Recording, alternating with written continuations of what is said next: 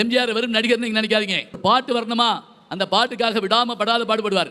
சண்டை காட்சி அமையணுமா, எங்க வீட்டு பிள்ளை படத்துல அவர் உள்ள நுழையிற சீன் இருக்கும். அதாவது உட்கார்ந்துருக்கு எம்ஜிஆர், வேற ஆளு அப்படிங்கிறது படம் பார்க்குறது நமக்கு தெரியும், நம்பியாருக்கு தெரியாது. கதவை திறந்துட்டு எம்ஜிஆர் வருவாருங்க. வந்த உடனே கைதட்டி விழுகும். ஏன் தெரியுமா, அடி வாங்க போறடை அப்படி ஒரு வார்த்தை கீழே சொல்லிட்டு அப்படி வாங்கி பார்ப்பாரு.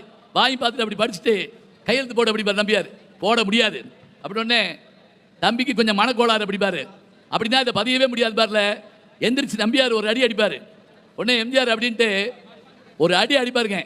அடிச்சுட்டு ஒரு வார்த்தை சொல்வார் தெரியுமா உங்களுக்கு? இதை நானும் சத்யராஜ் அவர்கள் தான் பேசிக்கிட்டோம். என்ன தெரியுமா, எத்தனையோ தடவை நீங்கள் படம் பார்த்துக்கலாம் எங்கள் வீட்டு பிள்ளை. இப்படி நம்பியார் அடிச்சு பிடிச்ச உடனே அடுத்த வார்த்தை கமான் அப்படிம்பாரு.